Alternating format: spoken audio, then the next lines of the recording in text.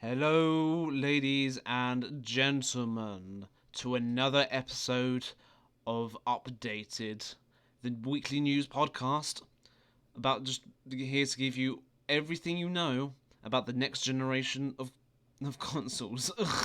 No, it's not. I lie. It's just a weekly news show.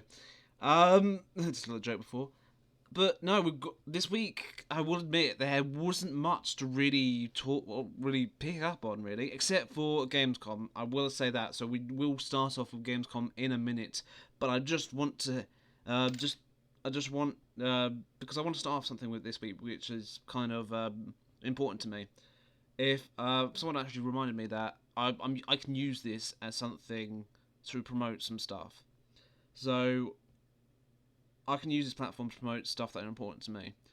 So more importantly, you've got mental health, you've got all this sort of stuff, and everything's happening in America. And each week, I intend to bring up issues like that. But this is this is possibly a pre-warning of everything you're about to hear. So I do, like I said, I'm going to bring up some issues. This is just today. I've got nothing planned for that for today, but for the next couple of episodes, I do want to promote that sort of stuff going on at the moment. So if you're not interested in politics, sign off. That's all I'm saying. I really don't give a shit. I'm doing this because I enjoy what I do. But if you're still with me, as you should be, um, I hope you've got a lot of good things coming out of this series. And I'm going to start off because this is almost coming in 2 minutes now without talking about the games. The most important thing, the games. So we'll start off with Gamescom announcements. So there was a lot. There was like you could split it into pre-show and after show. I am going to mainly talk about things that I am more excited for personally. So I won't go. I will bring up some games that I know my mates are ecstatic about. So I will bring them up. So because they will hate me if I didn't do this. So what I wanted to, the first thing they announced, and I know a mate of mine called Ash would hate me for not saying this. A new trailer for Scarlet Nexus, which is it's a JRPG but in an anime style. Personally, I'm not into it, but I'm sure if you are, perfect. It looks very good. It looks in the same vein as Ritual Bloodstain of the Night, or less. That's more of a 2D platformer, but this is more of a 3D action, such as I can't remember the name of it. It was all about vampires, and it was very weird but very unique in itself, and it got a very good. It was Dark Soulsy. I know a lot of people enjoyed it. I just can't remember the name of it. It's in fact I know it's by the same developer. I'll look it up in a minute. Um, but yeah, like I said, there is a lot. There were lots of announcements and a lot of news to really take in and really adjust to it because this games industry is really, I don't know. This year, as shit as it has been, has gave us a lot of good news for games anyway. So I just want to talk about Dirt 5. We do have a new trailer for that. I am as much um, as some people don't want to admit. Driving games are a very good can be very good if done properly. Look at the Forza Horizon series. Look at even the Dirt series is quite good. It's quite realistic, quite gritty, and quite nice. Need for Speed has gone downhill the last couple of years, so I would avoid that if I were you. But the new Dirt 5 did come up with a new trailer. Um, so I think that's still in the pre-show, if I remember correctly. And finally, the most important pre-show introduction was Jurassic World Evolution Nintendo Switch Edition, which I was very much looking forward to, especially as I played at a mate's house, surprisingly, this game. And of course I own a Switch, which I'm very excited about playing it for a later date. But as you can see, that was just a pre-show. Everything I just mentioned right here. There was a couple of other things like Quantum Error, but I wasn't a big fan of it. And of course, we've got the Call of Duty announcement. Well, that's into the main event. So, but I was very much looking forward to see what they announced. So for me, they started off the main show a bit poorly, in my opinion, because I'm not a big fan of this. I've ranted and I've ranted so much about Call of Duty, but not into this on this channel. But expect a lot of rants to come out of this because I'm sure as hell I'm gonna get ranty as fuck. Um, but yeah, we've got it started off with Call of Duty Black Ops Cold War. I've heard that it's a direct sequel to, again, this is another thing I've heard, is one of the best Call of Duty campaigns to date. So this is the continuation of like the Vietnam-esque kind of deals in the Black Ops 1. So if you're looking forward to that, genuinely, I don't blame you. Um, but honestly, I'm not too bothered about Call of Duty in all honesty. Then we had right. This one took me by surprised. Unknown Nine Awakening. I know nothing about it. It was just the announcement trailer, but it looks interesting. It looks like this kind of rise to power kind of thing. This could go either way, but I'm hoping it goes for a really dark turn. I really do hope. I hope that it goes into more like someone who's proper weak, who's been beaten on a daily basis, kind of rises up. Maybe doesn't do the good things. Maybe he becomes an interesting story with great. I know how it says like great power comes with great responsibility and all that bullshit. But I want to be like this, realizing that maybe I've had enough of these dickheads in power, and kind of revolution and becoming like this dictator, saying this is what these masses what they needs to listen to me, otherwise they will die. Like this sort of oh shit, I've become my own worst enemy. So I'm really looking forward to seeing how that plays out. But honestly, look at the trailer for Unknown Nine Awakening. I do apologise if you hear any like scraping against the carpet or anything like that. I do have a special guest here today. He's called Ed, and he likes to lick his bollocks sometimes. This is the dog, by the way. But more importantly, as we went through the show, we got an announcement from Bethesda Game Studios that I lost 100% faith in. They announced the new DLC for Doom Eternal, which is the Ancient Gods Part 1. I talked about this previously, but this is just the gameplay trailer then on the showing off. And it looks fun. It genuinely looks really bloody fun. So that is the one thing I will say about it. Hold on, give me 2 seconds. I do need to do something. It will take about 2 seconds, but...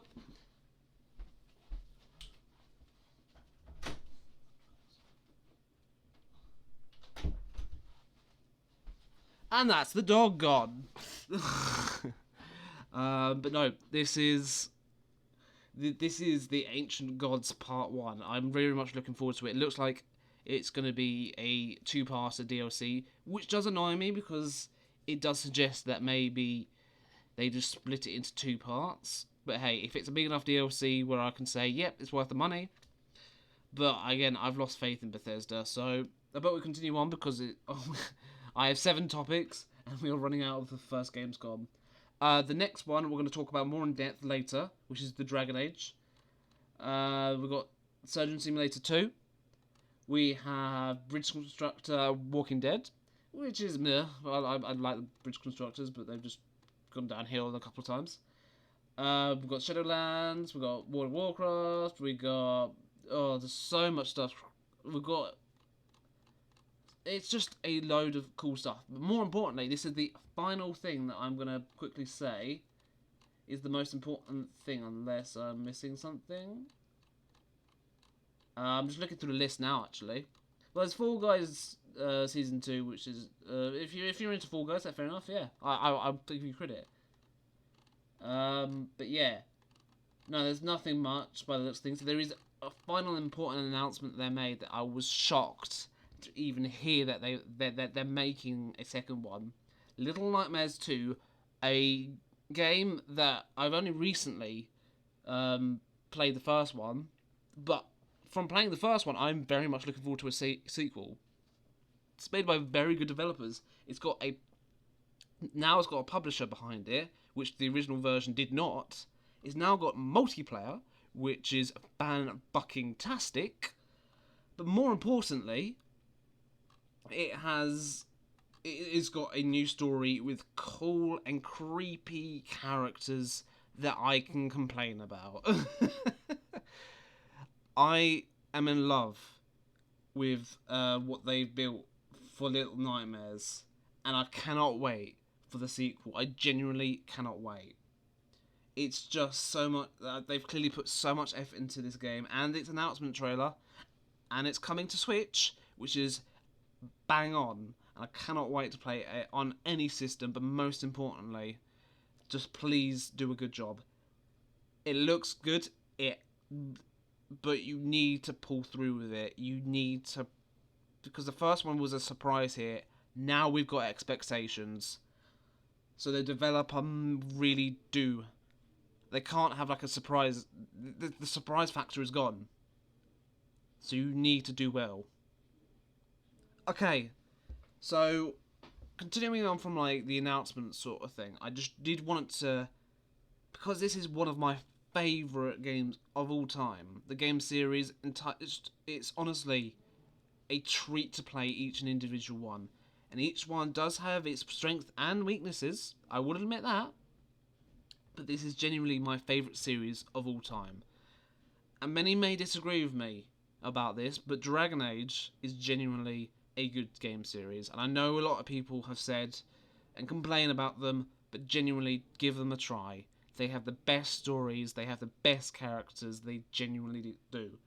And I want to give you, I want to start off with a bit of history for you. With the likes of why this is either A, my favourite series, and more importantly, why you should be excited for grabbing your hands on the next instalment, which is Dragon Age 4, the Redemption arc. So, my personal history with Dragon Age is that I actually found Dragon Age as a misspelling. As not misspelling, more of a kind of, the best way to describe it was, I was young, I was being a bit of an idiot. Someone suggested a fantasy game, right? I couldn't remember the name of it. This fantasy game was supposed to be Fable. So I can't remember what it was called. So I was looking up online, I was looking through Game, their old website, and genuinely, I couldn't remember the name of it. And I couldn't remember what it started with, what all that other stuff. But more importantly, I found out that I found Dragon Age through that. I thought the game they were suggesting to me was Dragon Age. So I bought it. I bought Dragon Age Origins and I bought Dragon Age 2. So, with that in mind, I brought them and I'm thinking, oh yeah, I've got someone suggested this to me. No, Fable was suggested to me, and that was, I'm personally not a big fan of Fable, but my god, thank fuck I made that mistake, because my Dragon Age really turned up as a surprise hit in my books. Right, Dragon Age Origins has a lot of strengths. The storytelling, my god, the world that was first introduced, it felt so, for me, it felt so real, so interconnected. It was this fantasy thing where it was like this, we had different factions, you had these home places where it felt like this could genuinely be a thing. You had the dwarves who lived underground, who lived by a code, but that had something wrong with the class system. And if you were untouchable almost, it was very much like the real world in that regard. And it generally peaked for me, because I remember the injustices at a young age. I was looking at this sort of stuff and thinking, this is wrong. But again, I was still young, so I had no idea what was going on in the world. But genuinely, it hit notes that I never thought I could feel emotionally invested in the story. I'm usually not one for romance, personally, for in games anyway. But when I was romancing romancing some of the characters, and honestly, each playthrough is completely different with how I would romance a different character. I would romance Liliana. was my first one, and then I found out there was a DLC dedicated to her, which is fan-fucking-tastic, by the way. The DLC, another reason why you should buy Dragon Age Origins. Fucking fantastic. But the characters, you've got Morrigan, you've got Alistair, the funny twat face that he is. He is genuinely a best mate to me throughout the entire Dragon Age Origins, and it was perfect. I don't have anything. Honestly, the only thing I have against Dragon Age Origins is the combat. I fucking hate it.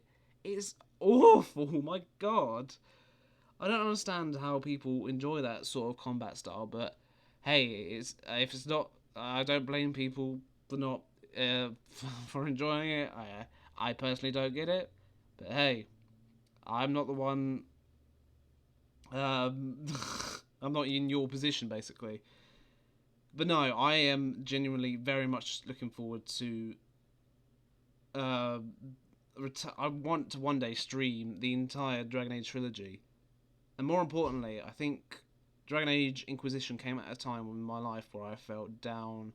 And honestly, it came at one of the best times because I was feeling awful about everything I made choices in my life, and it came out in 2014.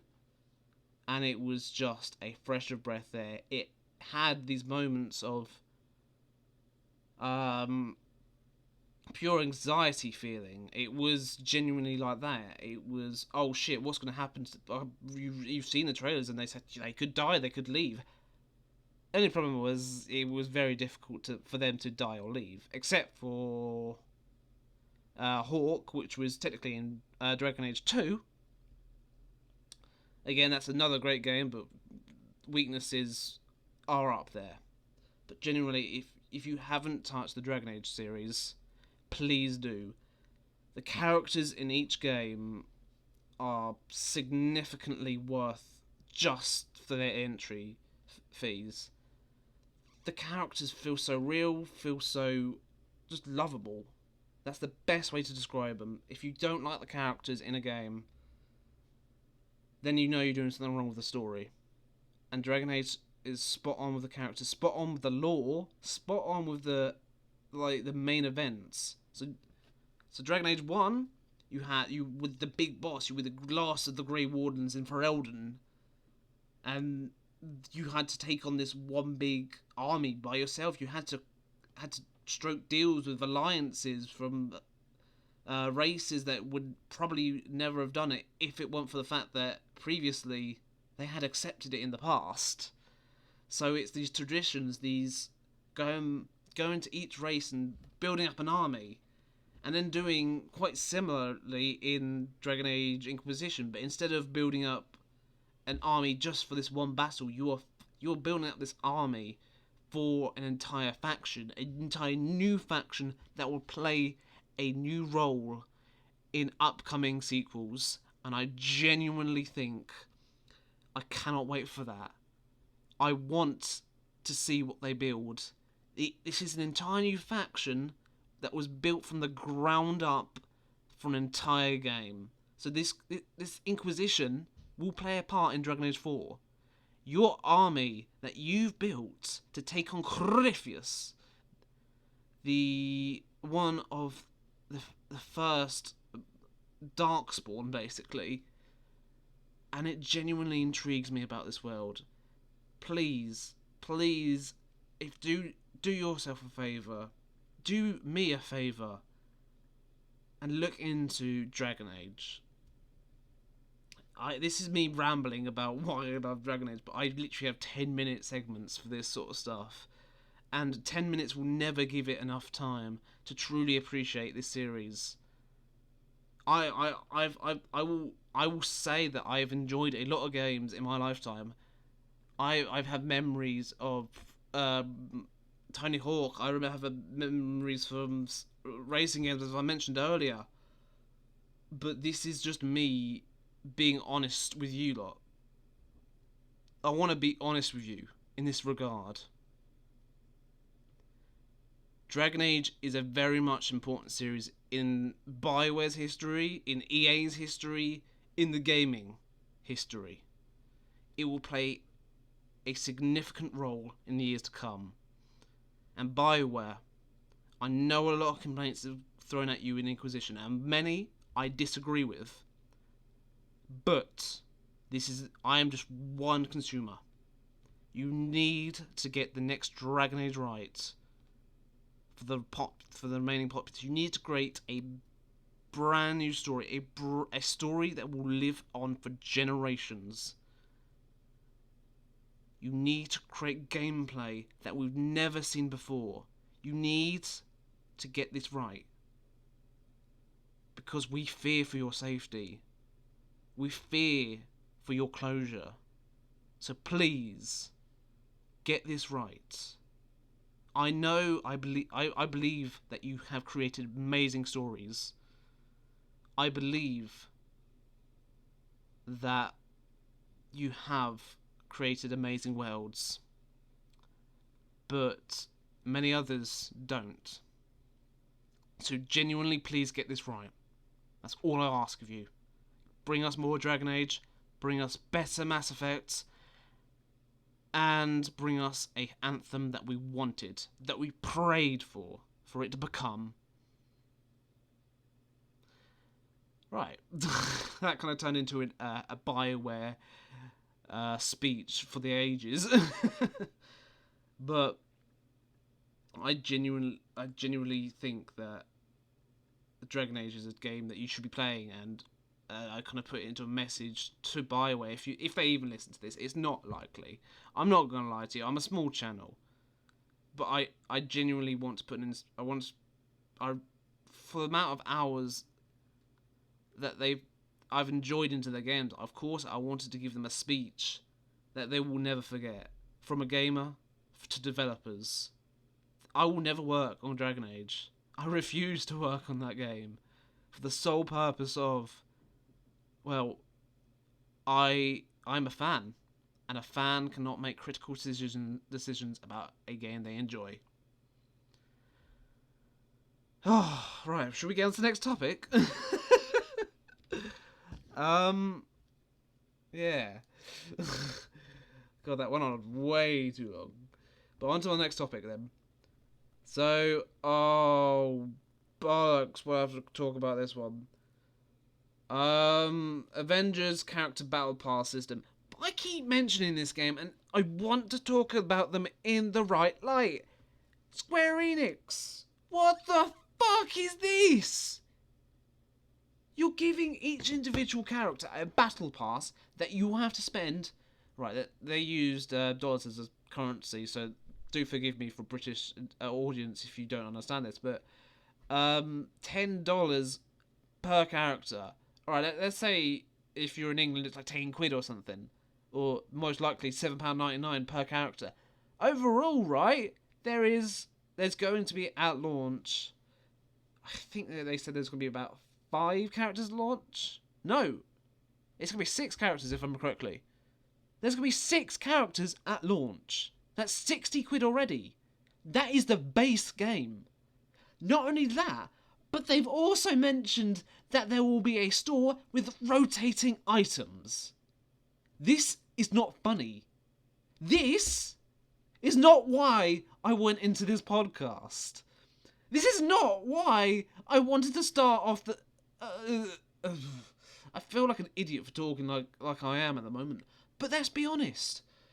It's infuriating to see a publisher being so greedy, so relentless on their money pursuing needs. There is so much to dislike about this game, and it reinforces my video about why you shouldn't give a damn about the Avengers game. Genuinely, if you haven't checked it out now, I would. Genuinely, just look at it now. Because everything I said in there is true. It feels like it was going to sell well already. The Avengers has a brand that will sell a lot of stuff. But you're going to lose a lot of people. Because I refuse to buy this game now. I genuinely do. I said this in the other one, but this just reinforces me going, no, This is greedy. I don't like it. I don't want it. I don't want it in the game. Um, but honestly, it's just disgusting that you would even consider putting the amount of microtransactions into your game. This is getting to EA level. Square Enix, what happened to you? Genuinely, talk to me. Square Enix.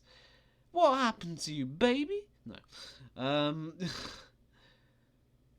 Just look at me, okay? I'm genuinely concerned for the future of games from Square Enix.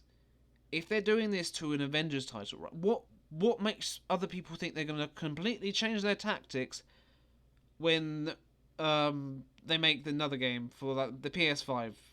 I know they're making three games for like the PS5, and I know they have exclusivity to that, and I know they're bringing games over to the Xbox. What's going to stop them from by ramming microtransactions up the arsehole of each new game?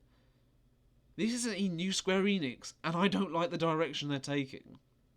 I genuinely feel that it's taking the fucking piss now. It is genuinely taking the piss.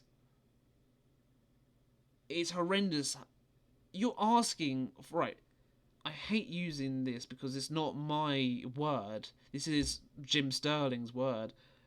But this genuinely is that 60 quid upfront cash is just an entry fee.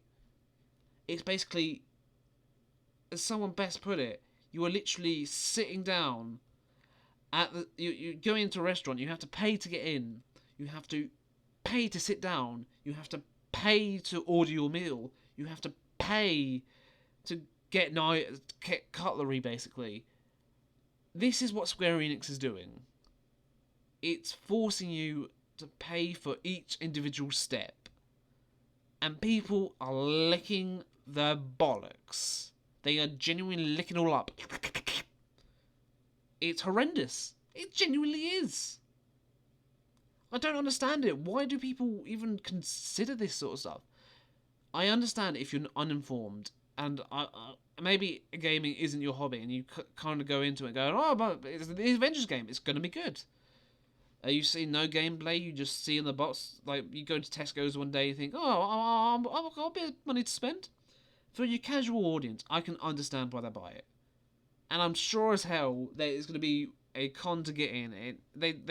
It's one of those things where I will admit that, yeah, it's going to be one of those things where you think, oh, as a casual audience, you think, I've been a bit conned here, haven't I? I have to pay for each individual thing. And it's horrendous. It is genuinely horrendous to see it.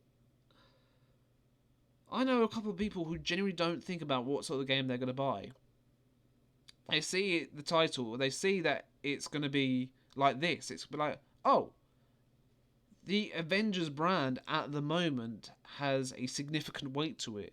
It's a weight of, oh look, they put time, effort, and money into producing a good quality product, either from the movies, hell, even like other Marvel games. You've got the Ultimate Alliance 3, was I've heard was pretty good, and personally I've never played it because I wasn't interested in it, but you can't deny that it has a level of quality that clearly Square Enix genuinely is breaking at the moment. It's breaking the brand.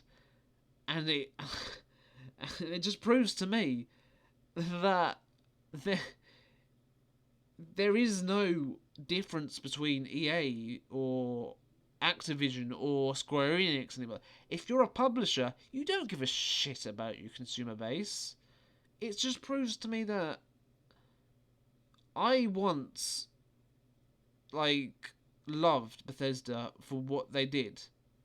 For what they produced, what they said to consumers, that we're going to produce high quality products, and we're not going to put developers in we're not going to force developers into tenuous circumstances such as crunch.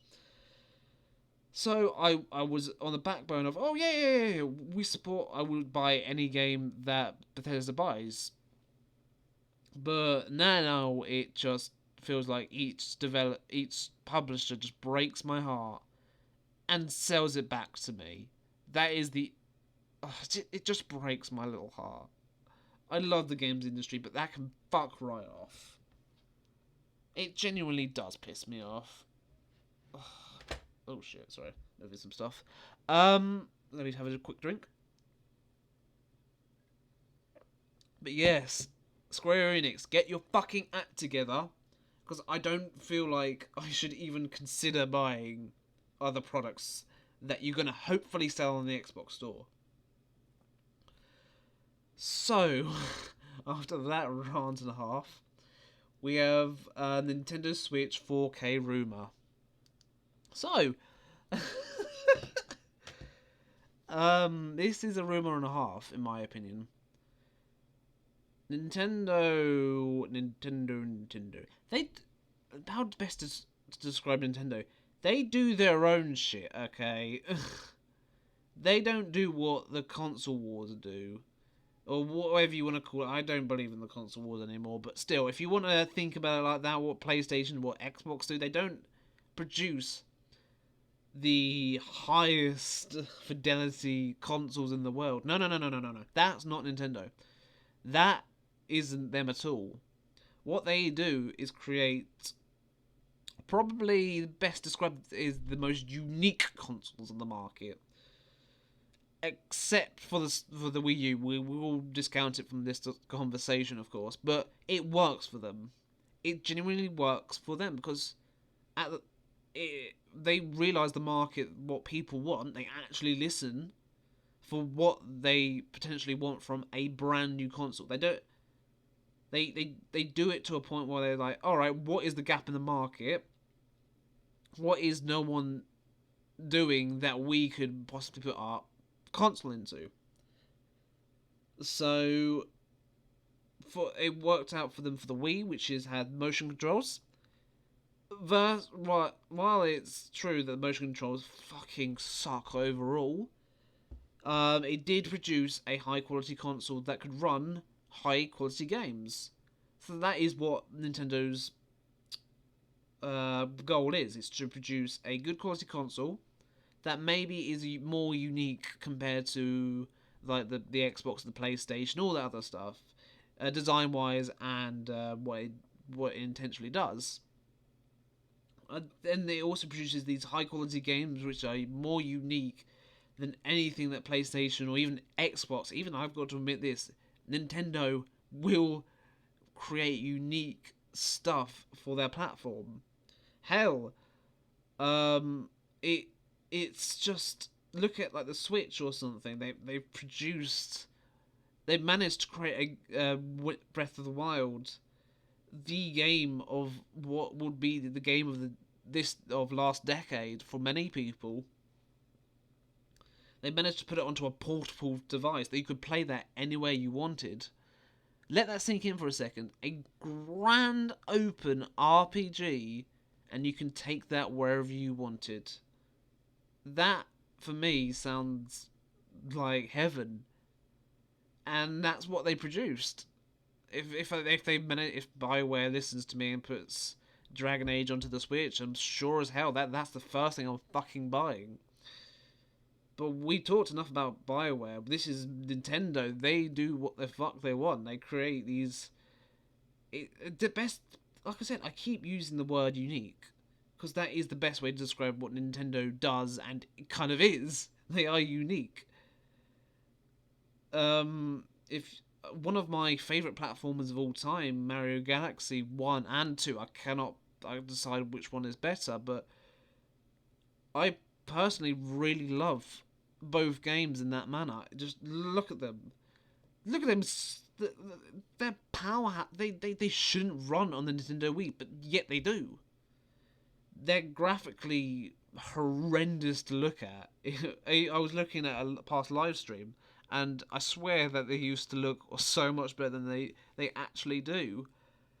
So it was a genuine surprise to me to see that it's got that much pixels, that much color inside of it in such a big game. especially as the world's completely different to any other in just any other thing I've ever seen in any other video game. But it just proves that Nintendo aren't looking to put 4K into their console. If they do, congratulations, this will be the Switch Pro, basically, which is the most ununique thing they've ever done. I know they did like the Switch Lite, but that kind of works out in their favour. It is a more affordable Switch that maybe you can't access some of the features like detaching the controllers, and all that other stuff. But it still works in their favour. It's still unique. It's still completely different to the normal Switch. So it just points out to me that this 4K version it will have to be a better looking console, but it's got to have the usual sort of stuff that the Switch has. But it's just 4K. I don't see how Nintendo will be able to properly sell it to people. Their whole thing is unique, okay? Their whole thing is about being unique. And this is not unique. This is usual business bullshit. I can understand. For me, I bought the Xbox One X purely because my Xbox One was kind of failing on me.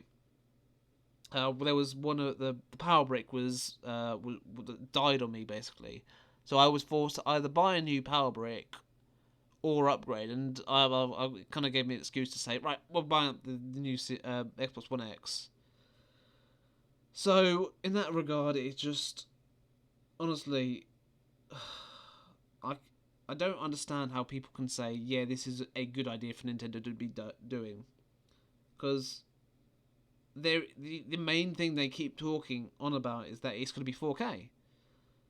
And I don't see Nintendo doing this. This is very much like the other consoles. This is what...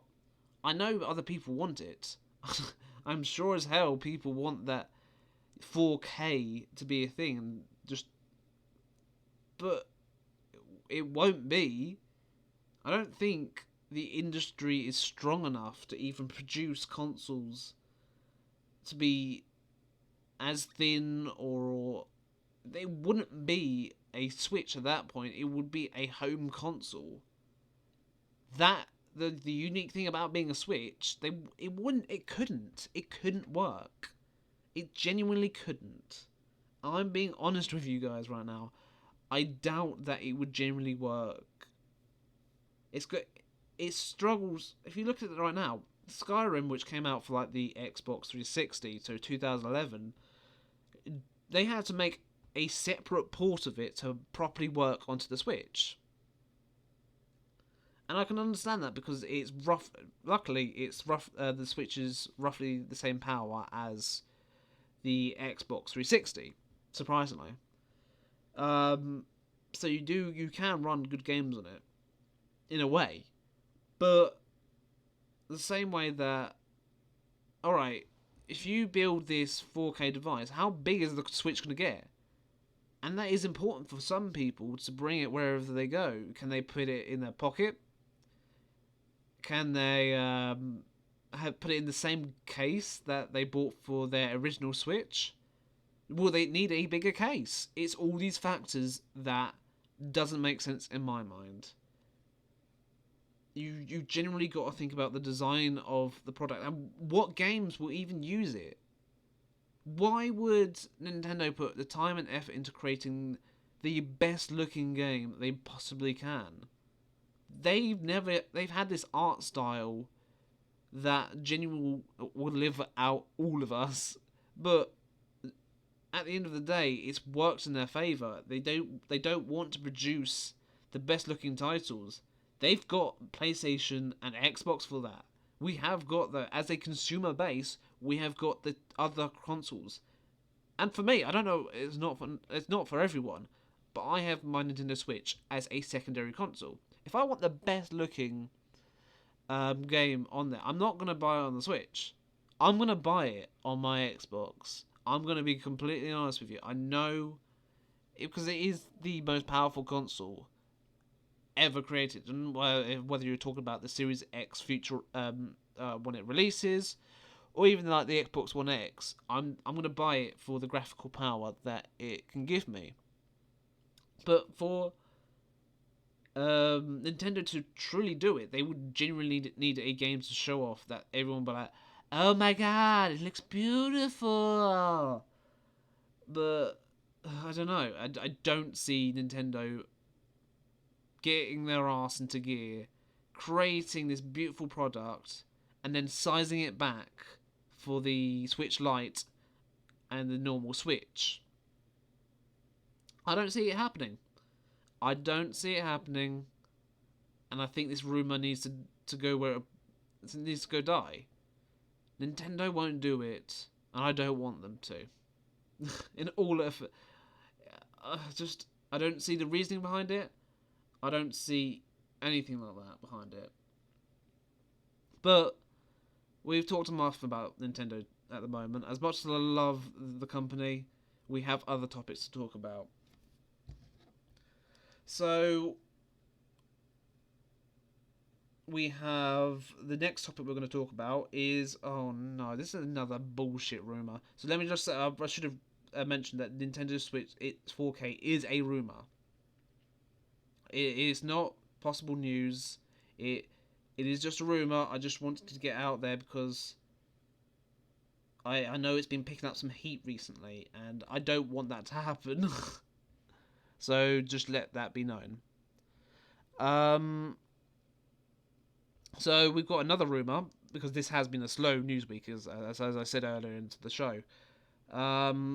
We've got another rumor that is just so utter bullshit that I shouldn't even be talking about this, but hell, it's been picking up some more heat, and it's been debunked. But I just want to put my input onto it because I just think everyone's being idiots about it if you actually believe it. So, the news is that apparently, or the rumor is that Microsoft is thinking about dropping the Xbox One version of Halo Infinite. Now, this is utter bullshit. I can't truly understand how people can even consider this to be a half bit of truth. Let me just say this right now. The Halo Infinite that we know was built up from the ground up to be used onto the Xbox One hardware. It is using a patch to fully upgrade it for the Xbox Series X. Look at this like it's a best example is going back to Nintendo. We had Breath of the Wild, which released on two consoles. It had on the Wii U and onto the Switch. Breath of the Wild wasn't built for the Switch. It was built for the Wii U. But they upgraded it or patched it to a point where it was better looking onto the Switch. It's technically, right? Technically speaking, it's not, this Breath of the Wild isn't an exclusive to the Switch. So this is what I don't get. The one thing I don't get about how everyone's thought process is that we've had examples in the past where, like I've gave an example right there, is we've had examples and no one can truly understand how why if a game is created for the current consoles, why would, and patched, it just doesn't. It's going to be obviously going to be used for this current generation. It's been in development for 5 fucking years. Now I can understand people's criticism, saying that yes, it's been in 5 fucking years. So why does it look so ugly? I accept that criticism. 343s accepts that criticism. Hell, Microsoft accepts that criticism.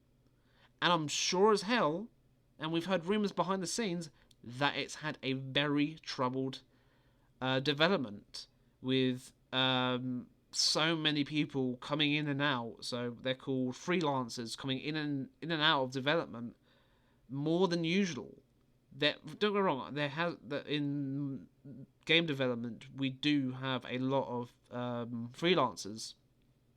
I know this because I've worked on I've somewhat worked in it.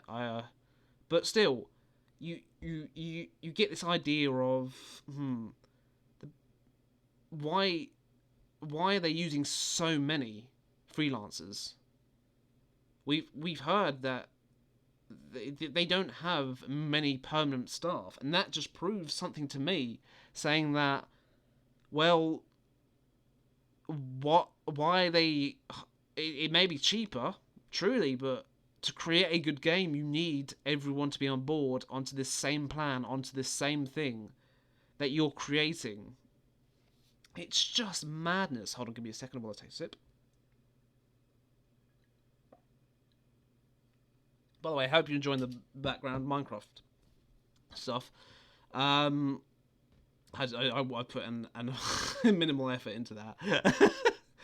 But going back into the Halo, I just truly I'm worried. Don't get me wrong, I am worried about Halo Infinite as a whole. I'm worried that it's not going to be the game that everyone desires, as Lucifer would best describe it. What is your most deepest desire for Halo Infinite to be great? But I I genuinely worry about 343 as well, because I know if you look on the internet, people are worried that 343 isn't up for the challenge for creating a brand new Halo experience. And they have a right to be worried because they kind of fucked up many of their products.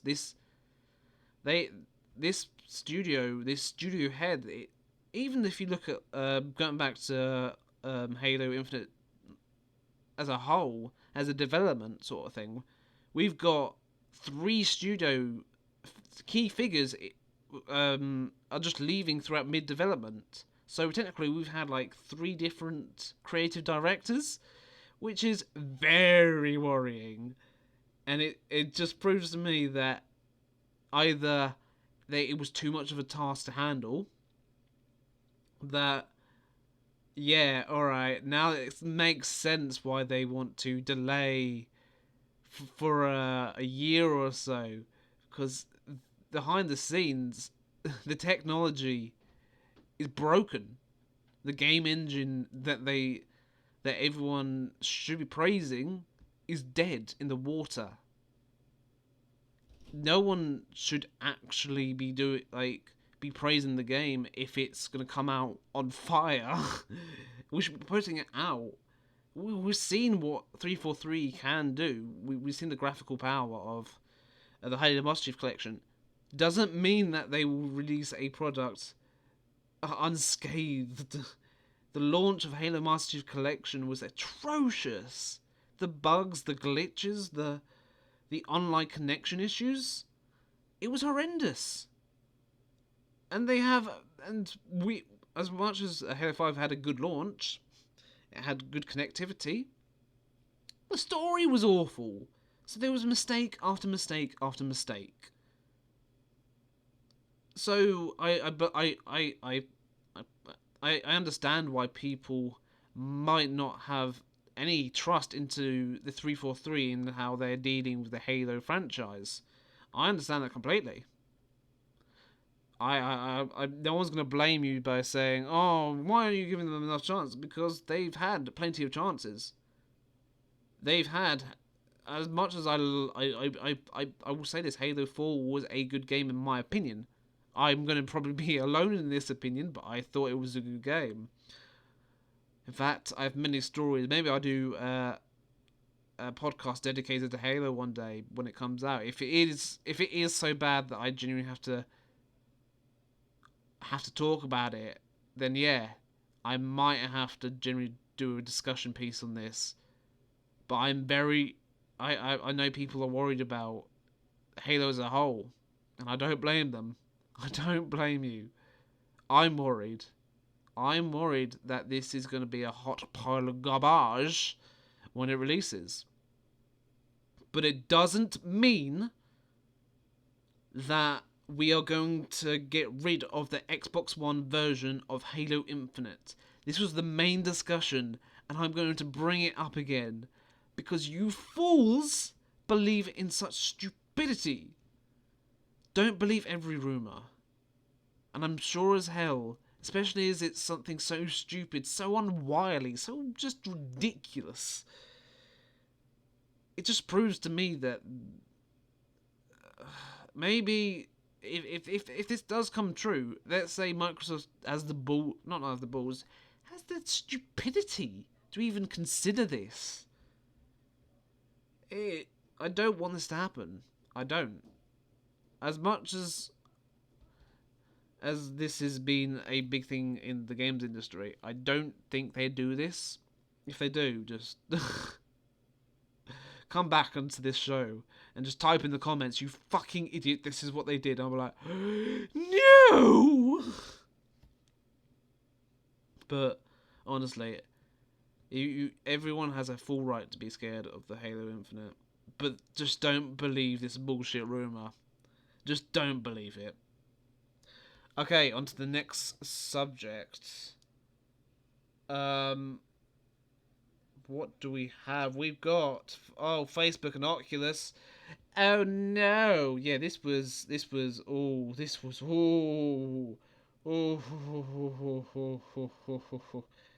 he yeah, that's the best way to describe it. I don't know how long I went for that. But it just, this is a weird situation to be in. If you own an Oculus, you're gonna feel pissed. Or if you don't like Facebook, you're gonna feel pissed about this new thing. And you should be. They lied. They fucking lied. What do they lie about, you may ask? They lied about saying that when they bought Oculus, or when they were making Oculus, all you would need is an Oculus account, not a Facebook account, to log in. That's all you would need. In fact, I'm gonna have to find the proof in the pudding for this. It's just something that it's worth considering. That I don't know. It's such lies, such deceiving to people, that Facebook would willingly say this sort of shit. I don't get it. I genuinely don't. They have proof. People have proof that they've been deceived. And they still want to continue this bullshit. Right, here's some good news, right? Some good news. This is the tiniest hint. This is the crumb of good news. You can use, if you already have a Oculus account, you can use this for the next 2 to 3 years. After that, you've got to use your Facebook account.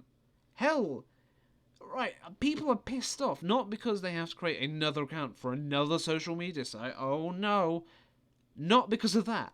Facebook has been accused, and rightfully accused them of spying on their users. And if you don't want, and if you're a big fan of your own privacy, you either delete your Facebook account, you don't use Instagram, which is fair. And if no one wants to be spied on, especially from the companies you kind of went, oh, here's what I want to do. I just want to post shit on my own timeline that my friends can see and not be toyed with. And if Facebook's like, nah, we're gonna just do the complete opposite. Yeah, it's business. You get it, son. You get it. You get it. It's like no. And now they're gonna use it for the Oculus. They're gonna use testing for Oculus. They're gonna know what games you play. Of course, they probably already know, but how you play it, all that other stuff. They're gonna have the same privacy, the same bullshit. Because Facebook is a bunch of scummy people. Hell, I love Facebook. I use it quite a bit, actually. Because I'm an old geezer, apparently. I feel old. Anyway. But, yeah, people have a right to be afraid for this type of manipulation going forward. Every promise that they've made from, Oculus has made, it's probably broken now. Everything that they've said, whether it would be, we're going to deliver great exclusivities, probably not. They're probably going to go, right, let's do Google Stadia and just or even Xbox One, and just re-release like third-party based stuff. But this came at the announcement. I've used a really bad example there because this also came as an announcement that Medal of Honor from Respawn is going to be exclusive to the Oculus console, basically. Best way to describe it. But I don't know how to feel about this because I, as much as I love exclusives and I give praise to where they, because it just means that developers don't have to worry about the amount of bullshit in their games, whether it be microtransactions or anything like that. They just have to produce a good game, and it's gonna. Do you know why they have to produce a good game? Because it's gonna sell consoles. That's all they've got to worry about. Does it? Well, is it good enough to be selling consoles? But with this one, it's kind of backslap. Sorry, where I will say that now Facebook is coming in going, oh, you've now got to create an account with us. And many people are probably going to go, I really wanted to play Medal of Honor. I genuinely really wanted to play it. And now they kind of feel they're forced into choosing either, do I create a Facebook account, which is most likely going to be used for, are they going to spy on me? Not spy. They are going to just manipulate me and all that other stuff. Give me advertisement. It's going to be used for bullshit. And I know the creative director of this. They are genuinely put this Medal of Honor was who first created the series back with Vince Zampella, the head of Respawn at the moment. But it was a genuinely it was nice to see at the Game Awards. I mean the opening night live at the gamescom. I saw pure passion into what he created. It was clearly something that could rival the likes of another VR game. Oh, what's it called? Oh, for the life of me, Half-Life 3. No, Half-Life Alex. Sorry. Sorry, I forgot how Valve's a bit scared of the number 3. But it just, I don't know. If you see a developer's game that you think, oh, it's genuinely interesting, the amount of effort they put into it just to create this a good game as they possibly can, and if you do own a really expensive VR headset, I have no way of getting it, by the way. I have limited funds as it is. But it sucks if you have an Oculus. It genuinely sucks. And I'm disappointed in Facebook, in Oculus, for breaking their promise. Sorry, that was another sip of my drink. Oh. But it's pure bullshit. It is pure and utter bullshit.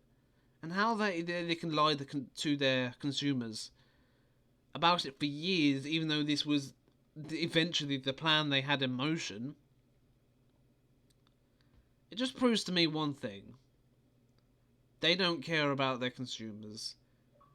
They don't give a shit. They just want to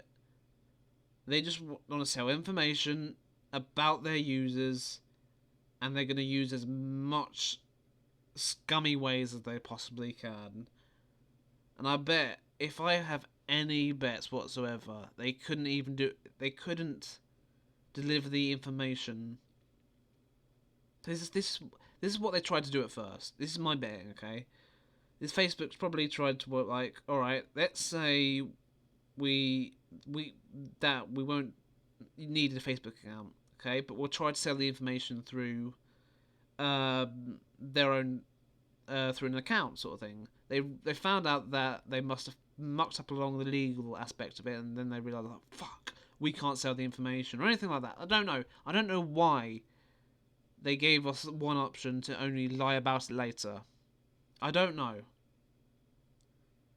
in all honesty, I'm pissed for you lot, for the people who own the Oculus devices. It clearly was a very good product, a very good thing that they did, and this exclusivity that came their way was very good for them.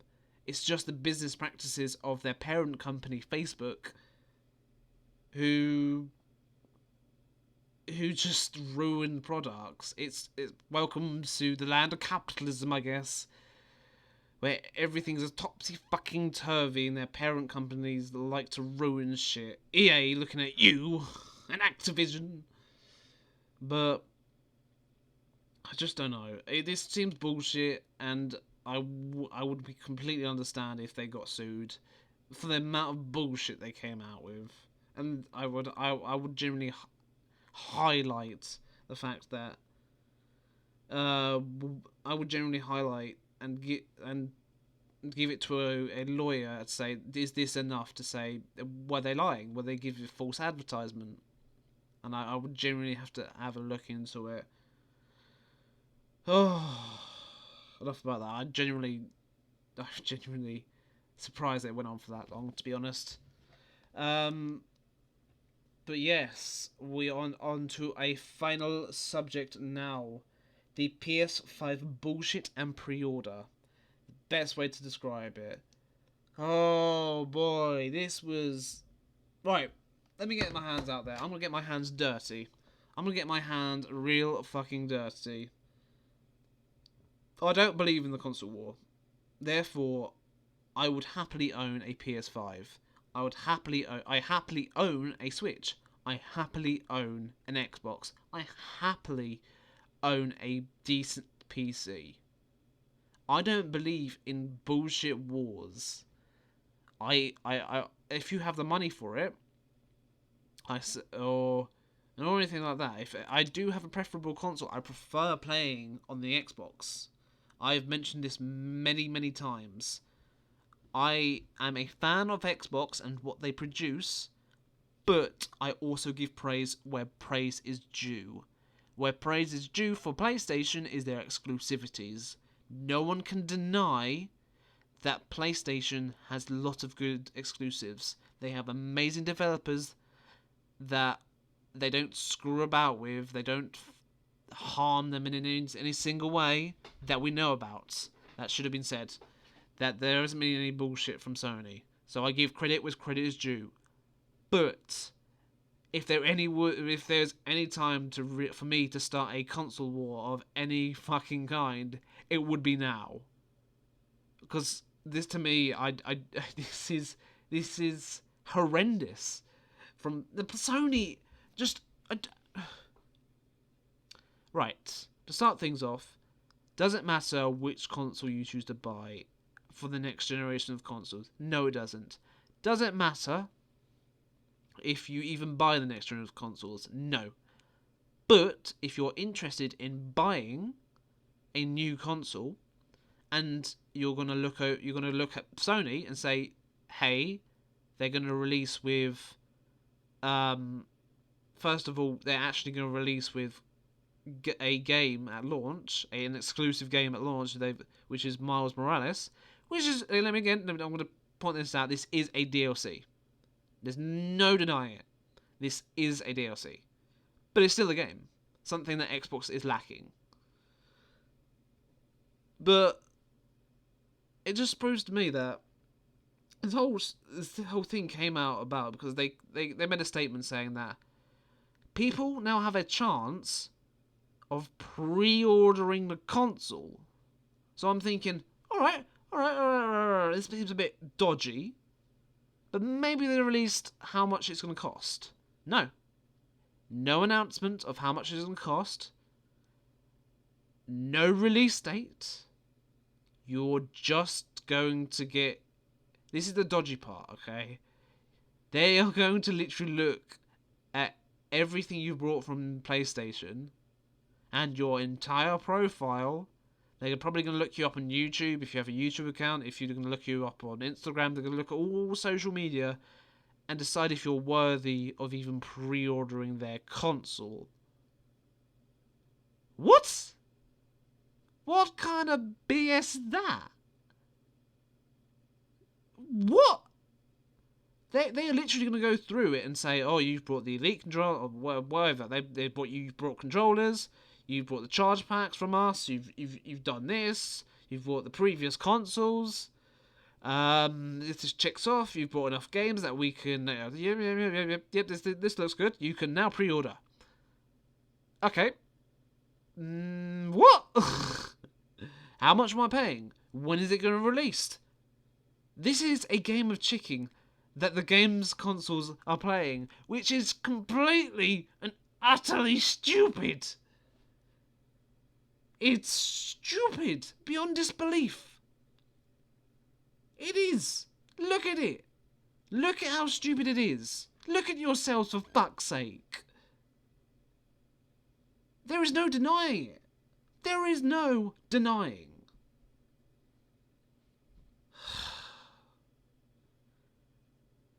I keep going on and off about different subjects within the games industry, but this just proves one thing. PlayStation is a stupid company. Why would anyone want to pre-order your console if you have no release date, if you don't know what you're paying for, how much you're paying for?